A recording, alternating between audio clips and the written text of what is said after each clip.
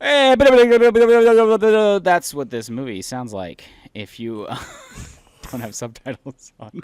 I that was stupid. That was so bad. Just leave it. It's fine. No one's gonna watch this.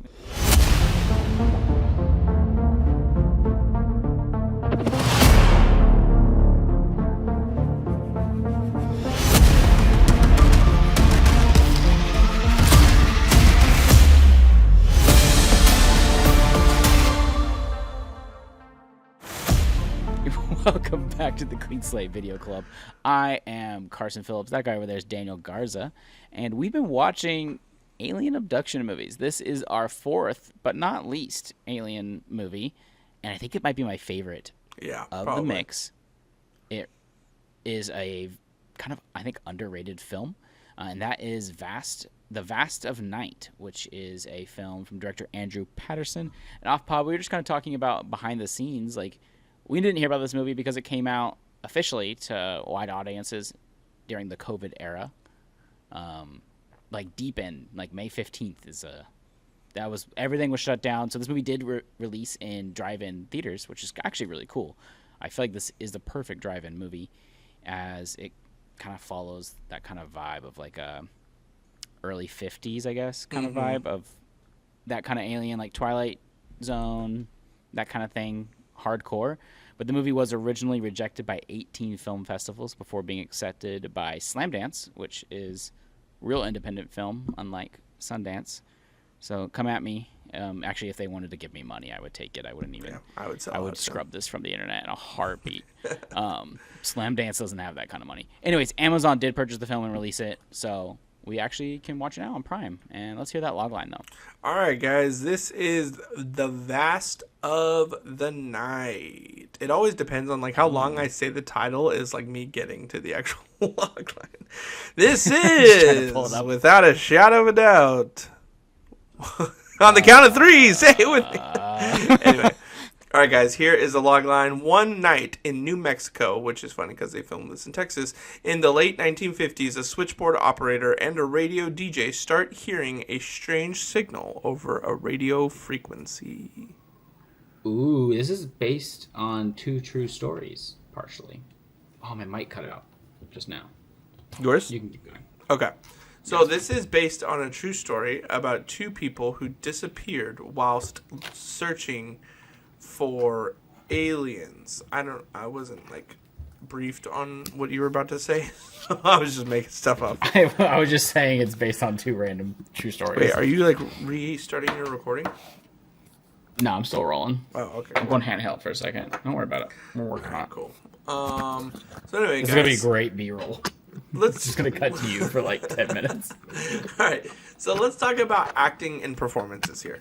I actually, out of all the Alien movies, this has the best acting over, like, You're saying this had better acting than Mel Gibson and Joaquin Phoenix? Yes, landslide.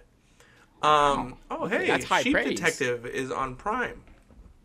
That is such a good movie. Stop watching our podcast and go watch Sheep Detective. All right, guys, stop where you're at right now and watch Sheep Detective. So, no, they kill it in this movie though. The performances are amazing. Really good. Like, first of all, I love movies that take place in the 50s or 60s. It just feels like simpler times. I get it.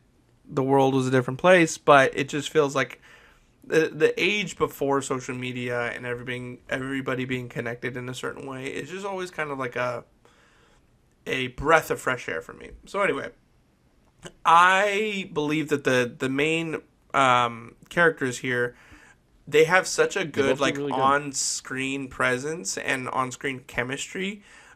Jake and Sierra, make such a good podcast duo. They really would. They should do like almost like a podcast, like a dramedy podcast thing. No, like a what is it called? Like an audio drama. A sequel to this movie, and them being the main actors, but it's like almost taking place, like let's say 50 years later or 60 years later, but they're playing like let's say the descendants of the kids or whatever, something like that. Yeah, I think they could do I think they could easily. Their chemistry is really great. Yeah, they have a very good chemistry. It's kind of like a He bullies her. She likes him, Mm-hmm. which sounds kind of basic, but it feels very genuine the way it's performed in this movie. Yeah, and it's just kind of cute. Like, it feels like a younger love. Yeah. Everything's a little bit more innocent. So I'm gonna honestly give like the acting and performances here. Besides one scene, There's about too many monologues. a 4.5 out of 5. Like, I really like I the agree. acting here. The main reason is just that one woman who, the older woman, like the Titanic scene, practically what they do. That's immediately. Jack couldn't get on my UFO boat. So, yeah, this movie is incredible. Our two main leads kill it, though. Yes. They crush it. Yeah. As opposed to Honeymoon, where I feel like they didn't crush it.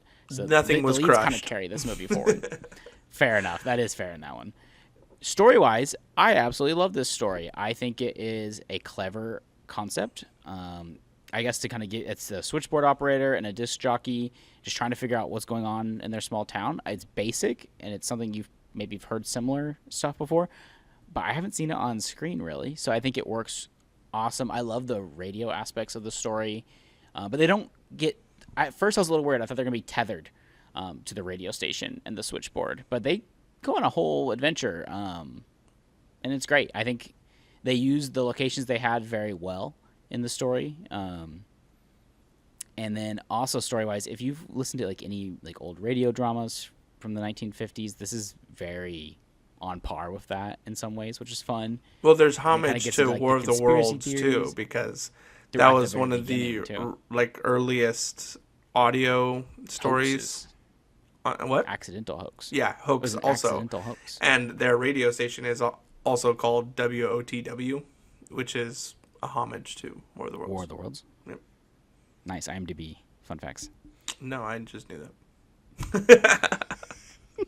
But yeah, I think it's great the way they pulled it off with the story. I think it's really fun. I was a little worried a couple times, but the destination is worth it, in my opinion. It does, like Daniel was saying, there's this older lady that shows up. One, the monologue is too much and her acting isn't that great, but also story-wise, that does slow it down a bit. But after that, it picks back up, and it's fun. Yeah, sadly enough, like a side note, Andrew Patterson, the director, has only done like 2 other things, and Yeah, one of them has Matthew McConaughey in it, though. really, well, Matthew McConaughey. Yeah, the one that's called The Rivals of Zia King, which I've never heard of. Oh wait, this is gonna come out. This is coming out soon. Oh, it's not out yet. Yeah. So hopefully it's good. I will say he did self-fund this movie, which is crazy to do that and not be a ex-comedian that has a lot of money secretly. So good for him. I want to get What'd you some think of the numbers. story? Did you like it? On this? Yeah. So I love. It says this story. $700K for the budget. No shot. There's That's no what it says. shot. You think it was more than that? Yeah, I think I think you could make this movie with $700K. maybe, but it's just too. Well, we'll get into It's called that later. being visually creative to Yeah. make it look like it's more money. Maybe. The Anyway, UFO at the end is absurd looking though. I was like, what? Where'd that budget come from? that's the what whole I'm budget. saying. That's what I was saying. I think it's a like, model, dude. I don't think it's even CG. I think they just built it. That would be Which incredible. that's Anyway, we'll get into independent that filmmaking, man. in a sec. The story, I think it starts off in a beautiful way. It has like innocence, and then it has like darkness, and then it. Okay, It makes me want to live in this town a little bit. It seems like a low fun, key. Yeah. And I love how the fact that all You of would've this been takes place experimenting over on like a aliens, basketball though. game. Yeah. Was there black like just straight black scenes for you? I don't think so. Okay. The version I watched, I- it would go black, but I would hear everything for about like 5 to 10 seconds. Oh no, yeah. It was like a radio sequence. Maybe it did that for the radio a couple times. Right. Okay. So that does bring me to the visuals, which I think are extremely creative in this movie. Which is that I think that's cool because it's kind of like a podcast for a minute. But then there's also the shot. They do like a one take from the very beginning of the movie of just following our two characters to their jobs, and then we like just get stuck in one position for like a minute, and I was like, oh, is that the rest of the movie now? Are we just stuck here?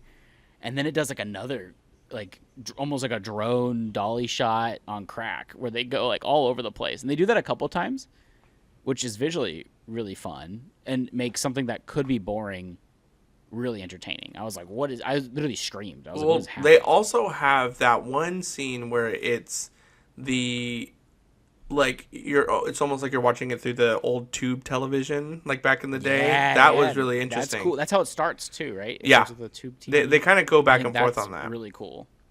Yeah, I love that. And then at the end, like we mentioned, the UFO. Without spoiling too much, it looks really, really freaking good. It looks really good. I mean, art direction of this movie, I think, kills it. I don't know how accurate it is, but it feels accurate, and that's all that matters to me. Yeah, I think cinematography was, like, quite honestly, a 5 out of 5 on this. Like, it's really creative. I don't know. The one scene that I keep going back to that's just like it was so bad was that talking scene with the old grandma. I think one, she's really bad at acting, but it becomes like they should have wrote that scene out. They could have done that differently. Yeah. I think, like you mentioned off pod, like there could have been like another visual trick to that, because there's a part where this dude's telling his story on the radio. She tells her story like in an interview, but if we had like maybe like archival footage, even if it didn't look that good, like black and white archival footage or something, would be really cool. Yeah. Way to do that. True. I don't know if the budget was for it, but as far as editing and pacing goes, I think this movie again knocks it out of the park.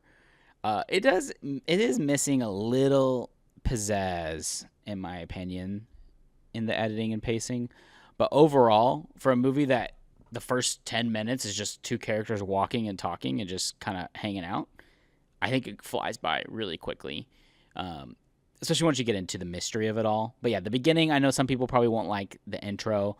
I personally did, but I could see that taking a few people out.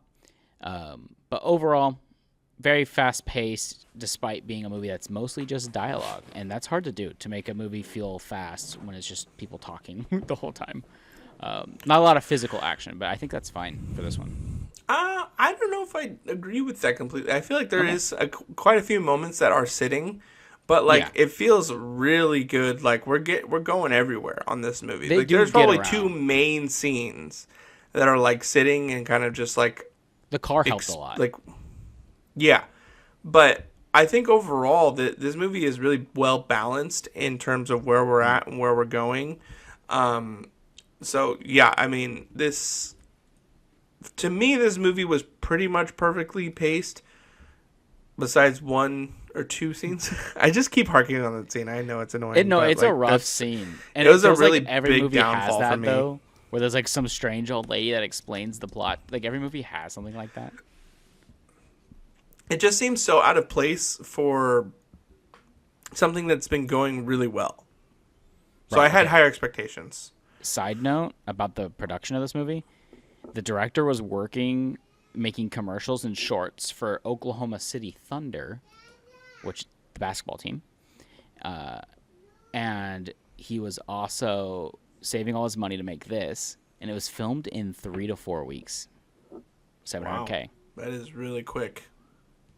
$700K in 3 to 4 weeks. That's crazy, man. All right. Well, let's move over to our favorite segment.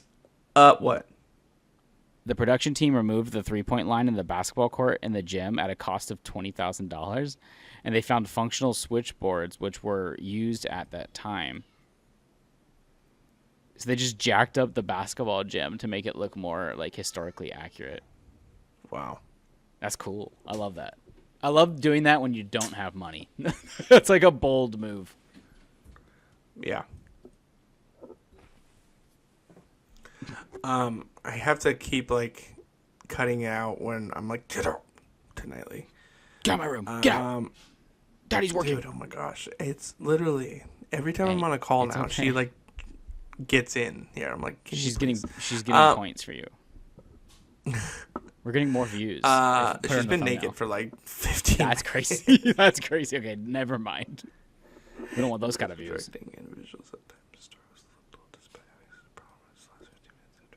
Okay. I don't know how funny any... we'll get on these comments, That's but fine. Do you have any takes on the editing, though? You just liked it? Oh yeah, it was great. Yeah. Okay, I just want to make sure you weren't missing anything. No, yeah. Let's hear All our right, so our first Gooner boxed. Goon box. Someone make us a jingle. Maybe we have a jingle by now. No, we don't. We're gonna have to pay someone to do this, which is crazy. Someone says 90 minutes. Thank you. Very cool. Another person said short, this yeah. was such a wonderful surprise. Did not expect this to be such a fun watch. Takes some big swings stylistically. Some of this does feel a bit slow, but at least it was a blast to watch with some cool stuff. If you're a fan of Twilight Zone, weird take, or any similar shows, this is for you. Yeah, pretty That's lame. a good take. That's a good one. That's Does that mean? take. I actually don't know my reviews. My opinions change. Like my reviews are bipolar, I guess.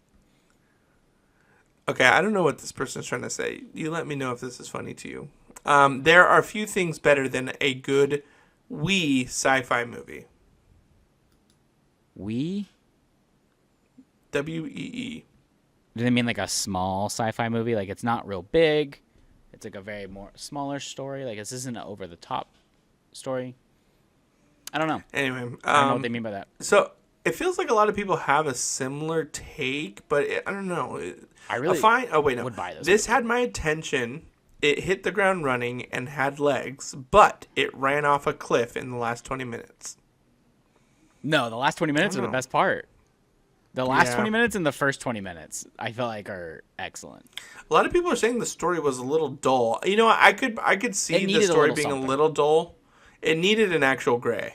But the visuals really did help. Yeah. Because when a movie that has like Dark Skies, I get it's a little bit older, visually very boring. This movie is not boring visually, and that makes a big difference. At least it's doing something, you know? Also, I found a review in all caps that just says indoor smoking. Which I think is cool. Visually, at least. I probably couldn't agree with this person more. A low-budget, high-quality masterpiece with a certain sense of charm and awe. Yeah. It's pretty good. It's pretty accurate. We love a good low-budget movie. We've seen so many bad ones. This you forget how this good is they can low be. budget done really well. It makes you want to go make a movie. Yeah, in my pretty opinion. much. Okay, so nothing super funny about this. These gooners in the letterboxd. You know what is funny though is when somebody is very critical of a really good movie. Like someone said, meh. And then I look at their watched and likes, and they have like the trilogy of like the Bourne movies. And that's their I'm top like, favorite movies. Yeah, I'm like, you never stood a chance. Well, and then also if you don't like there's a whole subsection of people that don't like independent film. Like they might say they do, like, but what they really mean is they like A24. They don't like independent film, and which is a different thing. Let's be honest. And I think you have to be in a different mindset sometimes. But this one, I think, feels like not an indie. It feels like a big movie, which is cool. Yeah. So the version I watched of this was not 4K. It was 1080p.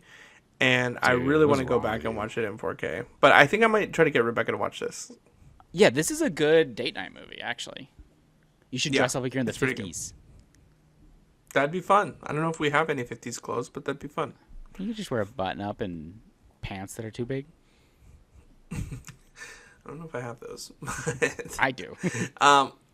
Anyway, guys. Well, that movie is on Prime if you want to go check it out. I give this movie a 4.5 out of 5. Really good movie, solid. I'm going to give it a 4 out of 5. 4.5 is high. It's very high, but I really liked it. I think I might watch. I mean, I'm going to watch it again within the first week of me watching it. So I think that deserves it. It's definitely underrated. Anyway. 100%. Yeah. So, guys, we have one more thing coming up this month. We are going to be reviewing Carson's favorite superhero and franchise coming up. Spider-Man. Gooner Man? Brand New Day. Oh. Gooner Man. I mean, that's what he is. He broke up with his girlfriend. Gooner Man. I got some Spider-Man coming out. Right here, right now. What? Pause. Keep talking. Anyway, I already have my tickets. Have you bought your tickets yet? Oh, Spider-Man right here, baby. Old school. Old school. Okay, here's my dilemma. I'm Hobgoblin. going with my brother-in-law and sister-in-law to go see this movie. That's pretty cool. I like that cover. I'm going with my brother-in-law and sister-in-law to go see this movie. However, I just realized that you can get an early access ticket within Amazon go Prime. watch it early instead. and I'm going to go watch it early instead, and still go see it again with them. I'm new out here in the land, so I'm trying to find the good movie theaters, and I haven't found a good one yet because our AMC is kind of small. So I might have to go to a bigger theater for this, like a little bit further away. But I will say, the last Spider-Man movie I saw, I went to the premiere, and people were doing backflips, like literal backflips, and it was obnoxious. Yeah. So maybe a smaller theater is the solution this time. Maybe.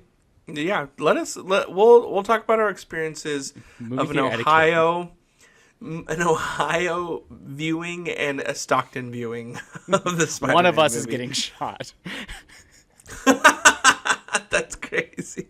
Anyway, all right, guys. Well, that is gonna do it. Check out The Vast of the Night. It is a great movie, and follow us on Letterboxd. Follow us on social media, and follow us on YouTube. Subscribe to our channel if you haven't already. Comment. We appreciate you sticking around, and we will see you for our next episode. Peace out. Be kind, rewind.